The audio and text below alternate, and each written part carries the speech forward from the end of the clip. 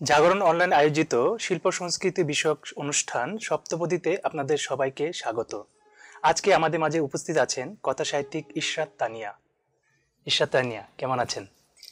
ভালো আছি, ধন্যবাদ। বিশেষ করে ধন্যবাদ জানাচ্ছি জাগরণ টিভিকে আমাকে অনুষ্ঠানে আমন্ত্রণ জানানোর জন্য। লেখালেখির শুরু কিভাবে? লেখালেখির শুরু সেরকম আসলে কোনো চিন্তা ভাবনা করে লেখালেখি আসেনি। লেখালেখি মানে মূল এটা শুরু হয়েছিল কবিতা দিয়ে। তো পড়ার অভ্যাসটা ছিল, ওইটা ছোটবেলা থেকে আমাদের বাসায় একটা পড়ার অভ্যাস বা একটা পরিবেশ ছিল, সেখানেই তো পড়ালেখাটা চলছিল। হঠাৎ করে মনে হলো যে আমি কিছু বলতে চাই, কিছু লিখতে চাই। তো সেইভাবেই লেখার মধ্যে চলে আসা, এবং যেটা হয় কবিতা দিয়ে আমার শুরু। এখনো কি কবিতা লিখছেন? না, একদমই না। কেন?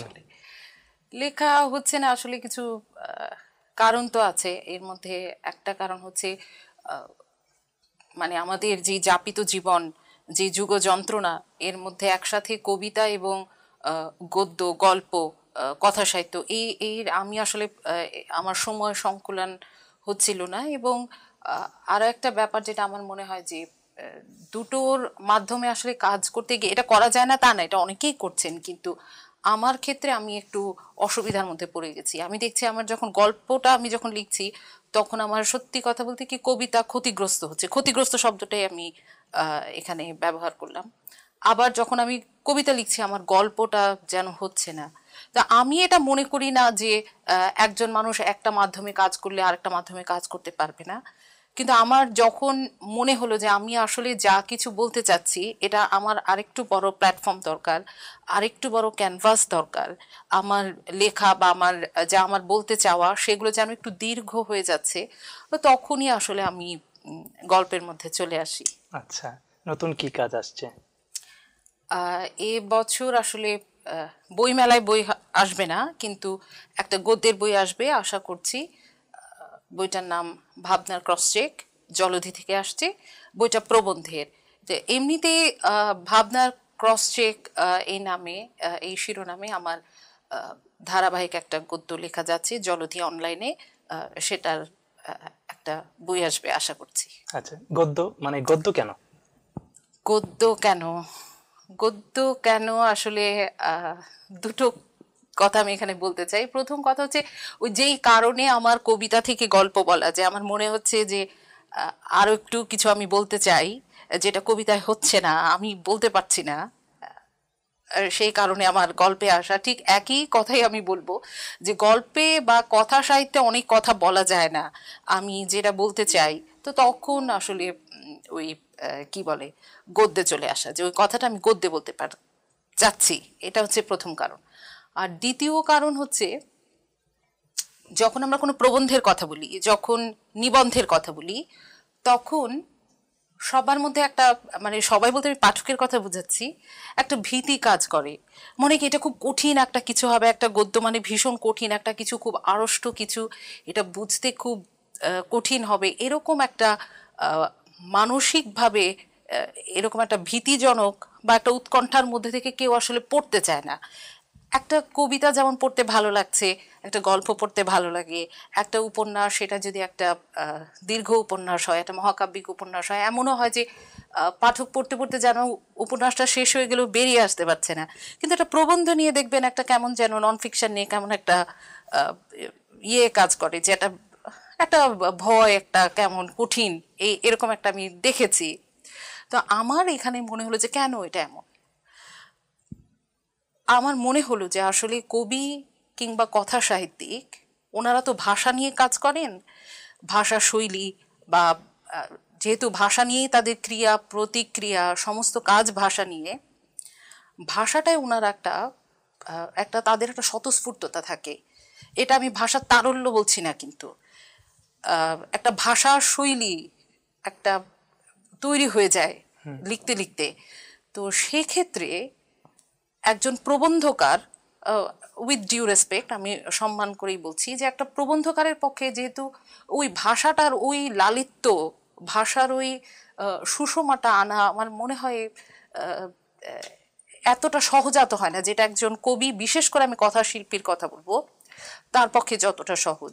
তো এখানে আসলে একটা বৌদ্ধিক কোনো ধারণা বা কথা, সেটাকে যদি লিরিক্যাল ভাবে বলতে চান, একজন লেখক বলতে পারেন, গীতল অর্থে আমি বোঝাচ্ছি, তখন খুব কঠিন একটা কিছু কিন্তু পাঠক সেটার সাথে ইনভলভড হতে পারে, জানতে পারে বা বুঝতে পারে যে এটা কি বলা হচ্ছে। তো এখানে এই জন্য আমার মনে হয় যে যারা ফিকশন রাইটার, কথা সাহিত্যিক, তাদের আসলে আরেকটু বেশি গদ্য লেখা উচিত। আচ্ছা, আপনার গল্পগুলো সাধারণত মানে একটু অ্যাবস্ট্রাক্ট ফর্মে হয়, মানে ঠিক মানে গতানুগতিক যে গল্প বলার যে ব্যাপারটা, এটা থেকে একটু বেরিয়ে এসে বলা। আর কিছু কিছু গল্পে পাওয়া যায় অনেকটা সিনেমাটিক।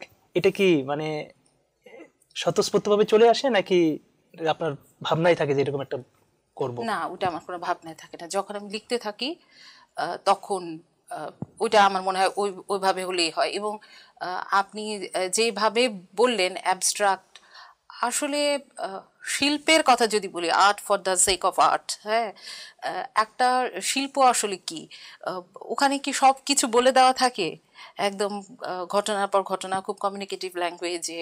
আসলে আমার মনে হয় ওটা করা যায়, ওটা আমি লিখতে পারবো না বা পারি না তা না, কিন্তু আমার যেটা ভালো লাগা, ওভাবে বলতে আমার ভালো লাগে। যে একটা ইঙ্গিত থাকবে, কিন্তু আসলে আমি গল্পহীনতার গল্প কিন্তু লিখি না। আমার গল্পে গল্প থাকে, কিন্তু বলার কায়দাটা একটু অন্যরকম, আঙ্গিকটা একটু স্বাভাবিক, ভিন্ন নিজস্ব থাকে। একটা বলার ভঙ্গি হ্যাঁ, আর কি। আর আমার ভেতর না, মানে যে কোনো কিছুতেই একটা নিরীক্ষা প্রবণতা কাজ করে। এটা একদম প্রবণতা আমার ভেতরেই ওটা। আমার মনে হয় এটা আমি একটু অন্যরকম ভাবে বলবো।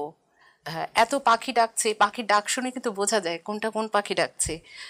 তো ঠিক সেই রকম ভাবে আমার মনে হয় যে একটা ভিন্ন স্বর, যেটা আমি যদি আমি এখনো চেষ্টা করছি যে দেখা যাক কি হয়। তবে ওটা আমার কোনো আরোপিত বা ইচ্ছাকৃত কোনো কিছু না। এটা আমার যেভাবে ভালো লাগে। আচ্ছা, এটা আমি একটা সাহিত্যকে আমি একটা শিল্পের মাধ্যম মনে করি, এবং এই মাধ্যমটাই আমি এভাবেই কাজ করতে মানে চাচ্ছেন আর কি। সহজ বোধ করি। আমার আচ্ছা, একটা স্বতঃস্ফূর্ততা নিয়ে আমি কাজ করতে পারি। ফাইন। কি মানে ভবিষ্যতে কি কাজ আসছে? ভবিষ্যতে কাজ আসার আগে আমি একটু আমার বইটা নিয়ে একটু বলি, তাহলে শিওর। একটু বুঝতে সুবিধা হবে। সেটা হচ্ছে ভাবনার ক্রস চেক, যে কথাটা বললাম, বই আসছে জলধি থেকে। সেখানে শিল্প, সাহিত্য, দর্শন, এইসব বিষয়ে আমার যে চিন্তা ভাবনা, সেগুলো বলবো একটা জায়গা পেয়েছে। যে আমি আসলে যা জানছি, আমি যা পড়ছি, আমি সেটা কি পড়ছি, কিভাবে পড়ছি, এবং সেটার প্রায়োগিক যে দিকটা, সেটা আমি এখানে বলার চেষ্টা করেছি। যেমন এখানে রলা বার্থ, তারপর বোরহেস, জাক দেরিতা, মার্গারেট অ্যাটউড, মার্কেজ, তারপর এরকম বিভিন্ন বাংলা সাহিত্যের এবং বিশ্ব সাহিত্যের যে দর্শন আছে, যে শিল্প সাহিত্য, সবকিছু মিলিয়ে আমার মনে হচ্ছে যে ওনাদের যে চিন্তা ভাবনাটা, সেটা আমি কিভাবে আত্মস্থ করছি, সেটা আমি এখানে লেখার চেষ্টা করছি। এবং তাই বলে এই লেখাটা যে একেবারে তত্ত্ব উপাত্তে ভরা, ভারাক্রান্ত, এরকম বলাটা ঠিক হবে না। একেবারেই আমার উপলব্ধি, আমার ভাবনা, আমার কি বলা যায়, দৃষ্টিভঙ্গি, অনুভব, সেটা আমি কিভাবে ফিল করি, সেগুলো আমি গদ্যে বলার চেষ্টা করেছি। বাহ। আর আসলে ভাবনার ভাবনার ক্রস চেক নাম, তো নামটা থেকেই বোঝা যাচ্ছে যে ভাবনার তো আসলে কোনো স্থিরতা নাই, খোঁজের কোনো শেষ হয় না, ভাবনা চলতেই থাকে, এটা ক্রস চেকিং চলবেই। এটা এমন না যে আমি যা লিখেছি এটাই চূড়ান্ত। এখান থেকে আপনার বা অন্য 10 জন মানুষের মধ্যে যদি আরেকটা ভাবনা জাগে, ভাবনা থেকে ভাবনা, সেই ভাবনা থেকে ভাবনা, এটা একটা প্রতি পরীক্ষার মধ্যে দিয়ে যাবে, একটা প্রক্রিয়ার মধ্যে দিয়ে যাবে। আমার মনে হয় সেখানে আমার কাজের সার্থকতা। আচ্ছা, আপনার এই যে বইটা আসলো, মদ ও মদ স্বর্ণাল এক স্বর্ণাভ শিশির। স্বর্ণাভ শিশির, হ্যাঁ, হ্যাঁ। এই গল্প মানে এটার কিসের উপর, মানে গল্প মানে নির্দিষ্ট কোনো গল্প নেই কিন্তু। হ্যাঁ, আসলে ওইটা যদি বলেন, আচ্ছা বইটা একটু দেখাই। আসলে কি বলবো, গল্পের বিষয়বস্তু আমার নানা রকম, এখন ওই বিষয়বস্তু বলে তো শেষ করা যাবে না। বিভিন্ন কিছু এর মধ্যে আপনার কিছু রাজনৈতিক গল্প আছে, একেবারে আপনার এই যে এখনকার যে টেকনোলজি, যে স্পেশালি আমি বলতে চাচ্ছি ডিজিটাল যে যুগ আসছে, এটার আসলে পরবর্তীতে কি ভয়ঙ্কর একটা অবস্থা হতে যাচ্ছে সেটা, বা এখনকার পরিস্থিতিটা কি সেটা নিয়ে আমি লিখেছি। তারপর কিছু মনস্তাত্ত্বিক গল্প আছে, রাজনৈতিক গল্প আছে, কিছু বিনির্মাণ আছে।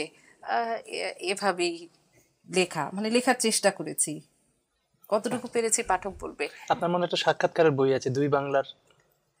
হ্যাঁ, দুই একটা বাংলা বই আছে, আলাপের এমফি থিয়েটার। আচ্ছা, এই দুটো বই কিন্তু গত বছর বেরিয়েছে। আলাপের এমফি থিয়েটারে এটা এটা কারা করেছে? এটা চৈতন্য থেকে। আচ্ছা আচ্ছা, চৈতন্য থেকে এসেছে। এখানে আপনার বাংলাদেশ, আসাম, পশ্চিমবঙ্গ, ভারতের আসাম, পশ্চিমবঙ্গ, ত্রিপুরা, এখান থেকে আমি যারা কথা সাহিত্যে একটা অবদান রাখছেন বা কথা বলছেন সেই তাদের সাক্ষাৎকার নিয়েছি। আমার একটা মানে কৌতূহল হচ্ছে, বাংলাদেশে এই সময়ে আপনারা যারা লেখালেখি করছেন এই সময় কথা সাহিত্যে নারীদের উপস্থিতি কম আমার কাছে মনে হচ্ছে একজন পাঠক হিসেবে। এটার পিছনে কারণ কি হচ্ছে? আমি তো আসলে অন্যদের কথা বলতে পারবো না। আমি যেটা মানে আমার যেটা পর্যবেক্ষণ বা যেটা আমি দেখলাম সেটা হচ্ছে কথা সাহিত্য আসলে অনেকটা পরিশ্রম এবং সময় দাবি করে।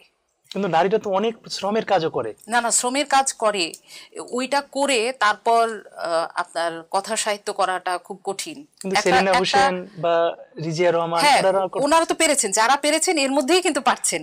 আচ্ছা। হ্যাঁ, বা আমি যেই সাহসটা করছি লেখার, আমার যে অগ্রজ লেখক যারা আছেন, নারী লেখক যারা আছেন, ওনারা কিন্তু এই অফিস বলেন, সংসার বলেন, এই সব কিছু করেই কিন্তু করছেন। তো এটা যে সবাই পারবে তেমন আশা করাও তো ঠিক না, এটা উচ্চাশা। তো একটা চাকরি সংসার এটা করাটাই কঠিন। তো তার মধ্যে এটার মধ্যে এটা কাজ করতে গেলে আপনার যে পরিমাণ সিনসিয়ারিটি লাগে, যেরকম কাজ করা লাগে, আর এটা তো সত্যি কথা বলতে কি, কবিদের প্রতি সম্মান রেখে বলছি যে আমার মনে কবিতা আসলে কি, যে এটা নিয়ে তো অনেক কাজ করা যায়, কথা বলা যায়, কিন্তু একটা মুহূর্তকে আমি কিভাবে অনুভব করছি মূলত সেটা আমি আমার মতো করে বলবো।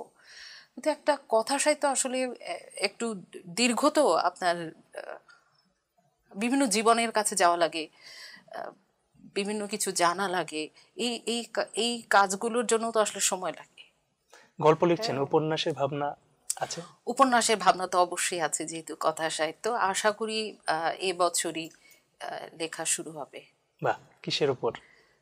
বিষয়বস্তু এখনো আসলে মাথায় আছে, ওটা আরেকটু দানা বাঁধুক। সেই রাজনীতি বা মনস্তত্ত্বের উপরই তো সেরকম ওই জায়গাটায় আমি স্বচ্ছন্দ বোধ করি লেখার জন্য। আচ্ছা, আপনি আরেকটা কথা বলেছিলেন ভবিষ্যতে কি লিখছি, ওইটা আসলে ভাবনা আছে, ভাবনা, ওইটা আপনি মনে হয় একটা ভাসমান যৌন কর্মীদের উপর একটা কাজ করছেন। হ্যাঁ, ওটা বলছিলাম আপনাকে। সেটা আসলে জলধির একটা প্রজেক্ট, এটা একটা একটা ভিন্ন ধরনের একটা কাজ হতে যাচ্ছে। তো সেখানে আসলে আমাদের জীবনে দেখা যায় যে বিভিন্ন বিষয় থাকে, বিভিন্ন পেশা হতে পারে, অনেক কিছু যেটা সাহিত্যে কিছুটা বলা যায় উপেক্ষিত। গবেষণামূলক কাজ হচ্ছে এসব নিয়ে, কিন্তু আসলে সাহিত্যের জায়গাটায় এই ব্যাপারগুলো কম এসেছে। তো সেখান থেকে জলধি মনে করছে যে এরকম একটা কাজ করা যায়, এবং আমি সম্মানিত বোধ করছি যে আমাকে লেখার আমন্ত্রণ জানানো হয়েছে, এবং যে বিষয়টা নিয়ে আমি কাজ করব সেটা অত্যন্ত সেন্সিটিভ, এবং কাজ করারও সুযোগ আছে, এবং আমি মনে করি যে আমি কাজটা করতে আগ্রহী, এবং আমার মনে হয় আমি হয়তো চেষ্টা করলে পারবো। আরেকটা বিষয় হচ্ছিল, আপনি আপনার লেখালেখিটা অধিকাংশ সময় দেখা যাচ্ছে যে অবাণিজ্যিক পত্রিকা, মানে লিটল মেঘ বা সাহিত্যের অনলাইন এই বিষয়ের মানে, এবং প্রকাশনাগুলো হচ্ছিল যে সেই রকম কোনো বাণিজ্যিক না, কিন্তু ওরা খুব নিষ্ঠার সঙ্গে করে কাজগুলো। এদের সঙ্গে কাজ করার পিছনে কারণ কি? আচ্ছা, কারণ তো অনেক। এর মধ্যে প্রথম যে কারণ সেটা হচ্ছে আমি তো কাউকে বলি না যে আমার লেখাটা ছাপান, বা আমি খুব বিস্মিত হয়েছি আপনি আমাকে আমন্ত্রণ জানিয়েছেন, সেটাও একটা প্রশ্নের ব্যাপার। ওই চুপচাপ থাকি, যারা ভালোবেসে লেখা চায়, যারা ভালোবেসে একটা বই করতে চায়, তাদের সাথেই কাজ করি। তাই বলে এরকম কোনো কথা নাই যে আমি অবাণিজ্যিক জায়গাতেই লিখব। আমি আপনার প্রতিষ্ঠানের কথা যদি বলেন, সেখানেও আমি লিখছি, লিটল ম্যাগেও লিখছি। তারপর হচ্ছে পত্রিকাগুলো, বড় পত্রিকা যদি বলেন, ছোট পত্রিকা যদি বলেন, ওই যে বললাম যে ভালোবেসে সম্মান করে যিনি লেখা চান, যদি লেখা থাকে তাহলে লেখাটা দিই। অনেক শুভকামনা ইশরাত তানিয়া। দর্শক, এই ছিল আমাদের আয়োজন। ভালো থাকবেন, জাগরণের সঙ্গেই থাকবেন। তানিয়া, আপনি যদি দর্শকদের উদ্দেশ্যে কিছু বলার থাকে বলেন। দর্শকদের উদ্দেশ্যে একটাই কথা, সেটা হচ্ছে আপনারা পড়বেন, যে কোনো কিছু পড়বেন, সেটা যদি একটা ট্র্যাশও মনে হয় তাও পড়বেন। পড়াটা খুব জরুরি। এমন কিছু নেই যা নিয়ে কিছু লেখা হয়নি, এমন কিছু নেই যা থেকে কিছু শিখবেন না। হ্যাঁ, একটা ওই পাঠের অভ্যাসটা তৈরি হোক। আস্তে আস্তে আমরা আশা করব যে আমাদের মননশীলতার জায়গা আরও উন্নত হবে।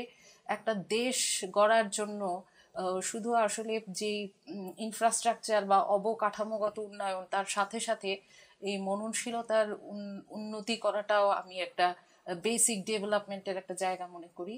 তো সেটা পাঠ দিয়ে না হয় শুরু হোক।